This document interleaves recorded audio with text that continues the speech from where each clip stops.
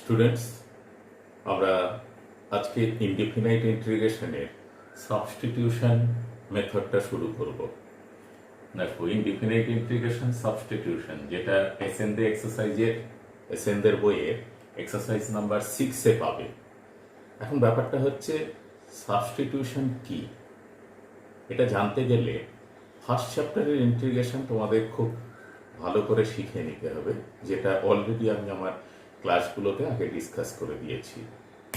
এখন দেখো, ধরো আমাকে এমন একটা ইন্টিগ্রেশন করতে বলা হয়েছে 5x plus 6 whole to the power 7 dx। এখন যেহেতু পাওয়ারে 7 আছে, তাই একে এক্সপান্ড করতে গেলে অনেক বড় রকম টার্ম চলে আসবে, 8খানা টার্ম আসবে। তাহলে পার্ট 8টা টার্মের ইন্টিগ্রেশন করা প্রয়োজন, এবং এক্ষেত্রে আবার বাইনোমিয়ালের সূত্রের প্রয়োজন। তাই যেহেতু এখানে আমি x two the power N formula সরাসরি অ্যাপ্লাই করতে পারছি না, আমাদের যতটুকু শেখা আছে সেই বেসিসে, কিন্তু এটা করা যায়। কিভাবে করা যায়? এটাকে সামান্য কিছু সাবস্টিটিউট করে, এই কারণে এই মেথডের নাম হয়েছে মেথড অফ সাবস্টিটিউশন। অর্থাৎ কিছু একটা ধরে ইন্টিগ্রেশনটাকে, টোটাল ইন্টিগ্রেশনের ইন্টিগ্র্যান্ডকে চেঞ্জ করে দিয়ে স্ট্যান্ডার্ড ফর্মুলায় পরিণত করা হয় যে মেথডে, তাকেই বলা হয় মেথড অফ সাবস্টিটিউশন। এই অঙ্কের ক্ষেত্রে আমরা 5x plus 6 equals to যদি z বসাই, তবে দেখো কি চেঞ্জ আসছে, 5 into 1 plus 0 equal to dz dx। আমরা কার রেসপেক্টে ডিফারেন্সিয়েশন করলাম? x এর রেসপেক্টে। তাহলে লক্ষ্য করো, dx equal to dz by 5। তাহলে টোটাল ইন্টিগ্র্যান্ডে এটা সমান z টু দি পাওয়ার 7, আর dx এর জায়গায় কি ভ্যালু লিখছি, dz by 5। তাহলে 1/5 কনস্ট্যান্ট হিসেবে বাইরে গেছে, z to the power 7 dz। তাহলে 1/5 আমরা ফার্স্ট চ্যাপ্টারের ফর্মুলা অ্যাপ্লাই করছি, z to the power 7 plus 1 by 7 plus 1 plus c equal to 1/40 z to the power 8 plus c। তবে স্টুডেন্টস, তোমাদের মনে রাখতে হবে, জেডে কিন্তু আনসার দিলে চলবে না, কারণ অঙ্কের ইন্টিগ্র্যান্ডটা ছিল এক্স এ, তাই একে আবার এক্স এ চেঞ্জ করে দিতে হবে। এক্স জেড এর ভ্যালুটা বসিয়ে দাও, 1/40 5x plus 6 whole to the power 8 plus c। This is the required answer. তাহলে দেখতে পেলে, আমাদের প্রবলেম সলভ করতে গিয়ে একটা পার্ট, আমাদের ইন্টিগ্রেশনের একটা পার্ট আমাদের প্রয়োজন অনুসারে সাবস্টিটিউশন করে নিতে হয় বা ধরে নিতে হয়। এই কারণে এই মেথডের নাম হয়েছে মেথড অফ সাবস্টিটিউশন। এর কোনো সংজ্ঞা বা থিওরি সেইভাবে পড়ার কোনো প্রয়োজন নেই, শুধুমাত্র টেকনিকটাকে ফলো করতে হবে।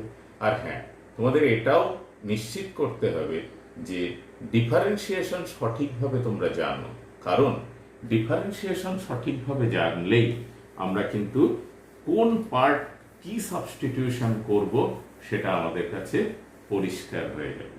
যেমন ধরো, তোমাদের একটা প্রবলেম আমি দেই, x² sin of x³ dx।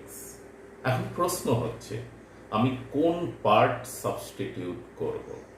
দেখো, x² সমান যদি সাবস্টিটিউট করি, তার ভ্যালু হচ্ছে, তার ডিফারেন্সিয়েশন হচ্ছে 2x, যেটা কোনো জায়গায় নেই। কিন্তু যদি x³ সমান সাবস্টিটিউট করি, তবে x³ এর ডিফারেন্সিয়েশন কি হয়, x² পাই। তাহলে x² dx সমান আমরা একটা ভ্যালু বসাতে পারি, সাবস্টিটিউশন ভ্যালু বসাতে পারি, যার জন্য ইন্টিগ্র্যান্ডটা একটা সিম্পল ইন্টিগ্র্যান্ডে চেঞ্জ হয়ে যাবে, অথবা স্ট্যান্ডার্ড ফর্মুলাতে চেঞ্জ হবে। এই ব্যাপারটা মাথায় রাখতে হবে। যেমন এই অঙ্কের জন্য আমরা সাবস্টিটিউট করব x³ equal to z, therefore 3x square equal to dz dx or x square dx equals to dz by 3. লক্ষ্য করো sin x কিউব মানে sin of z dx dx এর ভ্যালু কত, dx x স্কয়ার dx তার value কত, dz by 3। তাহলে 1/3 বাইরে গেছে, sin z dz তার ইন্টিগ্রেশন হচ্ছে minus cos z plus c, that is minus 1/3 cos of x cube plus c is required answer. তাহলে স্টুডেন্টস তোমরা নিশ্চয়ই বুঝতে পেরেছো যে মেথড অফ সাবস্টিটিউশনের প্রসিডিওরটা কি, অর্থাৎ তোমাদের ডিফারেন্সিয়েশনকে ভালো করে ফলো করে কোন পার্ট সাবস্টিটিউশন করতে হবে সেটা কিন্তু তোমাদেরকে বিশেষভাবে আয়ত্ত করতে হবে। আমরা এই চ্যাপ্টারে বিশেষ কতগুলো সূত্র পাবো, সেই সূত্রগুলো ফার্স্ট চ্যাপ্টারে পাইনি, সেইগুলো এখন আমরা প্রমাণ করে দেখাবো। সূত্র নাম্বার 1 যেমন ইন্টিগ্রেশন tan x dx, এর কি ইন্টিগ্রেশন আমরা কিন্তু পাইনি। tan x এর ডিফারেন্সিয়েশন পেয়েছি sec স্কয়ার x, আবার sec স্কয়ার x এর ইন্টিগ্রেশন পেয়েছি tan x, কিন্তু tan x এর সরাসরি আমরা ডিফারেন্স ইন্টিগ্রেশন পাইনি। তাহলে দেখো এটাকে আমরা দুটো ভাবে করতে পারি। প্রথম ফার্স্ট মেথড দেখাই, যেটা খুব সহজ মেথড। tan x কে লেখো sin x dx divided by cos x। এবার লক্ষ্য করো আমরা cos x এর ডিফারেন্সিয়েশন কি পাই, মাইনাস sin x, তাই একটা মাইনাস দিয়ে minus d of cos x লিখতে পারি ডিভাইডেড বাই cos x। ব্যাপারটা কেমন হলো, d of cos x means minus sin x dx, তাহলে সেই মাইনাস sin x এই মাইনাসে sin x dx by this। এবার তোমরা তো স্টুডেন্টস আগের চ্যাপ্টারেই শিখেছো যে d থিটা বাই থিটা, অর্থাৎ এই পুরো পার্টটা যা আছে এটাও তাই আছে, d of k divided by k কি হয় তার ইন্টিগ্রেশন log mod k। তাহলে এক্ষেত্রে d of cos x divided by cos x equals to হচ্ছে log mod of cos x plus c, অথবা মাইনাস কে cos x এর পাওয়ার হিসেবে লেখো cos x whole to the power minus 1 plus c equals to তোমরা লিখতে পারবে log mod sec x plus c। Students এই মেথডটাকে বলা হয় ডিরেক্ট মেথড। এই ডিরেক্ট মেথড করতে গেলে তোমাদের ডিফারেন্সিয়েশনের ধারণাটা অত্যন্ত পরিষ্কার থাকা প্রয়োজন, কারণ sin x dx থেকে d of cos x যে লেখা হয় এই ব্যাপারটা, আর একে অ্যাডজাস্ট করার ফর্মুলার স্ট্যান্ডার্ড ফর্মে অ্যাডজাস্ট করার প্রসিডিওরটা তোমাদের ঠিকভাবে শিখতে হবে। অন্যথায় আমরা জেনারেল মেথডে এটা এরকম করতেই পারি sin x dx divided by cos x, put cos x equals to z, therefore minus sin x equal to dz dx। x এর রেসপেক্টে ডিফারেন্সিয়েশন করা হচ্ছে minus sin x dx equals to dz। তাহলে ইন্টিগ্রেশনটা change হয়ে দেখো কি হচ্ছে, sin x dx এর জায়গায় লিখছি minus dz by z equal to minus log mod z plus c equals to minus log mod cos x plus c equals to log mod মাইনাসটা cos এর পাওয়ারে দিলে sec x প্লাস c। তাহলে students আমরা দুই ক্ষেত্রেই রেজাল্টটা same পাচ্ছি। ইন্টিগ্রেশন tan x তার রেজাল্ট হচ্ছে log mod sec x অথবা minus log mod cos x। এটা কিন্তু সূত্র হিসেবে তোমরা মনে রাখবে, অথবা প্রমাণটা কিভাবে করা হলো সেটা দেখবে। সেকেন্ড ফর্মুলা আমরা পাবো cot x dx। দেখো cot x এর আমরা কি পেয়েছিলাম, ডিফারেন্সিয়েশন cosec স্কয়ার x, আর cosec স্কয়ার x এর ইন্টিগ্রেশন যে কারণে লিখতে পেরেছিলাম, cot x এর ডিফারেন্সিয়েশন পেয়েছিলাম মাইনাস cosec স্কয়ার x, যে কারণে cosec স্কয়ার x এর ইন্টিগ্রেশনে আমরা লিখেছিলাম মাইনাস cot x। কিন্তু cot x এর সরাসরি কোনো ইন্টিগ্রেশন আমরা করিনি, যেটা এখন আমরা সূত্র হিসেবে শিখে রাখছি cot x dx। দেখো এরও দুটো প্রসেসে আমরা সলভ করি। কি হয়, cos x dx divided by sin x। আর তোমরা জানো sin x এর ডিফারেন্সিয়েশন cos x, তাই cos x dx কে আমরা লিখতে পারি d of sin x divided by sin x। দেখো স্টুডেন্টস, কোন ফর্ম পেলাম, d থিটা বাই থিটা। তাহলে ফার্স্ট চ্যাপ্টারের নিয়ম অনুযায়ী বা ইন্টিগ্রেশনের নিয়ম অনুযায়ী এটা পাচ্ছি log mod sin x plus c। আর তোমরা যদি গতানুগতিক ট্র্যাডিশনাল মেথড ধরো, তবে তোমাদেরকে এইভাবে ভাবতে হবে cot x equals two cos x divided by sin x dx. Put sin x equals to z. Therefore, cos x dx equals to dz. তাহলে এখান থেকে সাবস্টিটিউশনটা প্রয়োগ করো, cos x dx equals to dz by z equals to log mod z plus c equals to log mod z। z এর value কত, sin x plus c। তাহলে students, আমরা দেখতে পাচ্ছি ডিরেক্ট মেথডেও সলভ করতে পারছি অথবা সাবস্টিটিউশন মেথডেও সলভ করতে পারছি। তোমরা এই প্রসেসটা যদি শিখতে পারো, ডিফারেন্সিয়েশনকে ভালোভাবে আয়ত্ত করে, তাহলে তোমাদের অঙ্ক অনেক গতি আসবে এবং খুব তাড়াতাড়ি সেটা সলভ করে বেরিয়ে আসতে পারবে। কারণ পরীক্ষাতে কোনো মেথড উল্লেখ থাকে না, জাস্ট অঙ্কটা সলভ করতে পারাটাই হচ্ছে আমাদের কৃতিত্বের ব্যাপার। এবার যেহেতু পদ্ধতি বলা থাকে না, তাই আমরা কি করতে পারি, শর্ট পদ্ধতিটা যেটা খুব ভালো সেটা প্রয়োগ করতে পারি। দেখো এরপর আমাদের আরো ইন্টিগ্রেশনের যে ক্ষেত্রে সূত্র হিসেবে আমরা পাইনি এখনো পর্যন্ত, অথচ ট্রিগোনোমেট্রিক ফাংশন, যেমন sec x dx। sec x এর কোনো সূত্র পাইনি, sec x এর ডিফারেন্সিয়েশন হচ্ছে sec x tan x, তাই sec x tan x এর ইন্টিগ্রেশনে sec x পেয়েছি, কিন্তু sec x এর সরাসরি ইন্টিগ্রেশন পাইনি। যার জন্য এটা কিন্তু মনে রাখবে, sec x এর ইন্টিগ্রেশনের জন্য আমাদের যে মেথডটা অ্যাপ্লাই করা হয় সেটা কিন্তু সেকেন্ড লাইনটা অত্যন্ত ইম্পর্টেন্ট।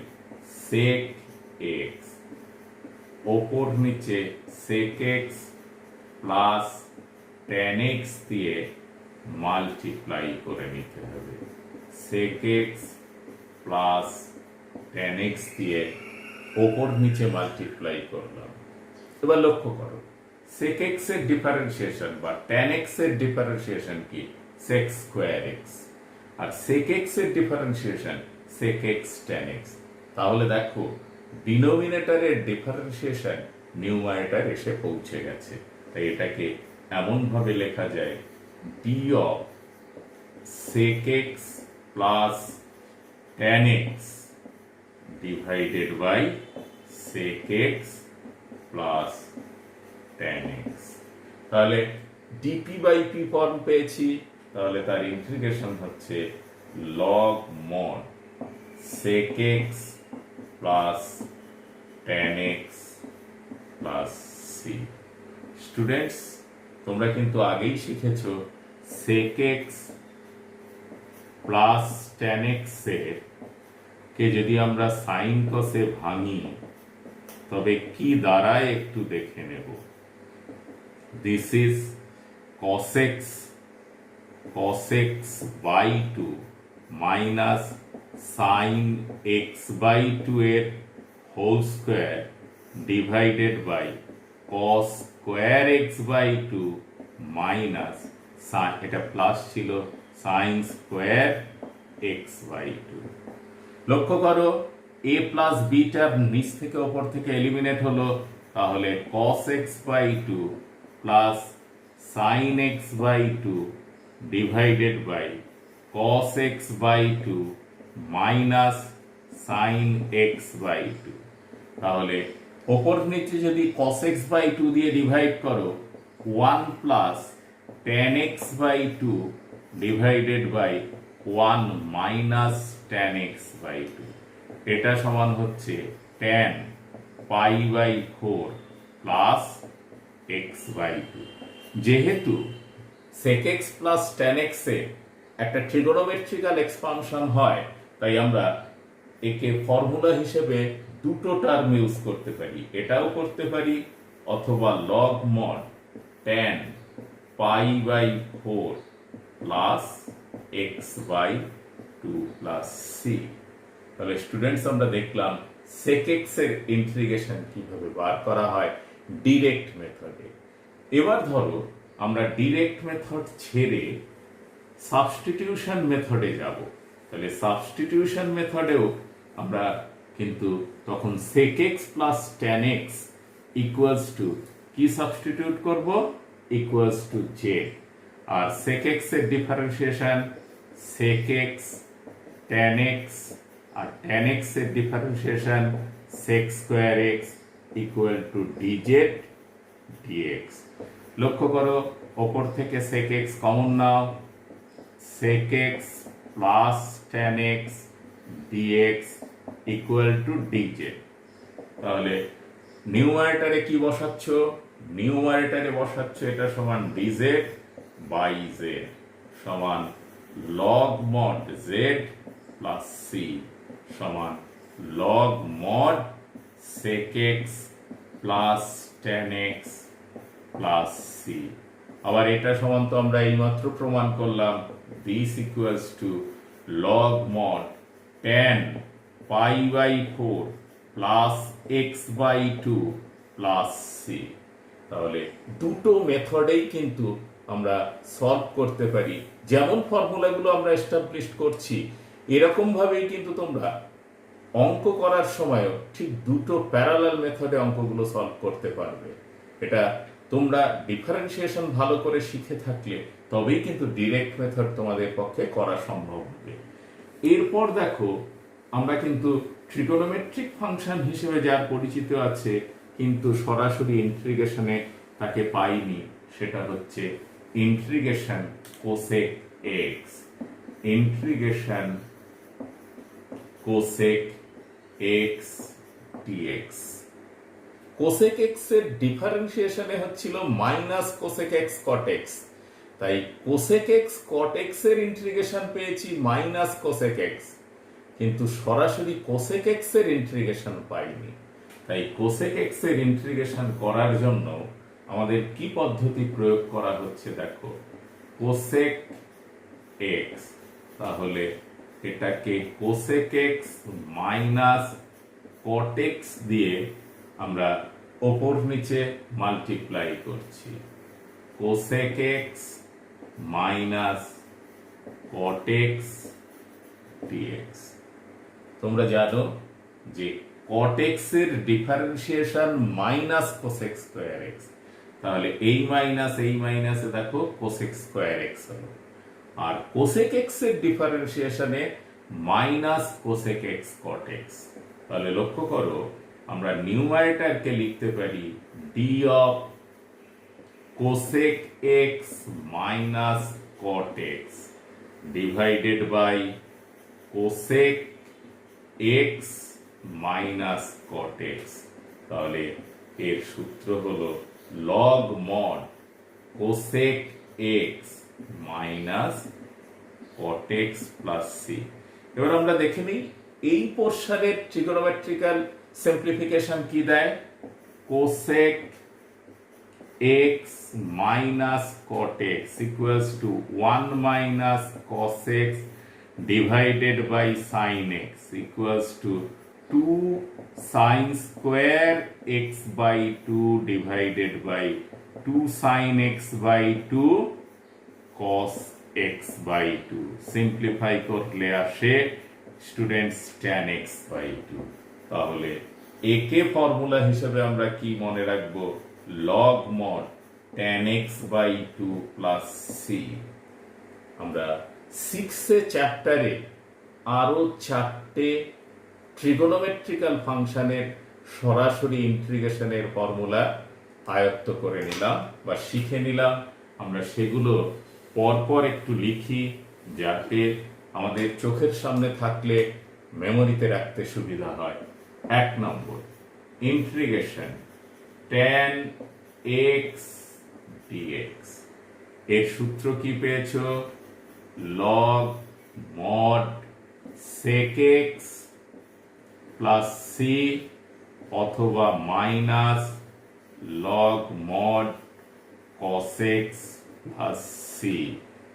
2 নম্বর ইন্টিগ্রেশন cot x dx সমান পেয়েছো log mod sin x plus c। 3 নম্বর ইন্টিগ্রেশন sec x dx কি পেলে, log mod sec x plus tan x plus c অথবা log mod tan pi by 4 plus x by 2 plus c। আর 4 নম্বরে পেয়েছো cosec x dx equals to log mod cosec x minus cot x plus c or log mod tan x by 2 plus c।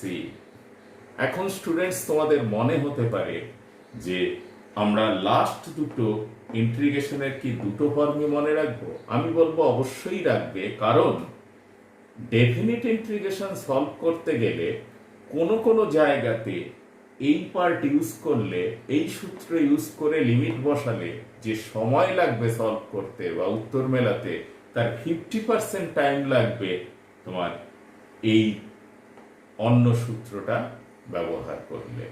তাহলে আমরা এই ক্লাসে সাবস্টিটিউশনের 6A চ্যাপ্টারের একদম basic জায়গাটা ধরে আলোচনা করলাম।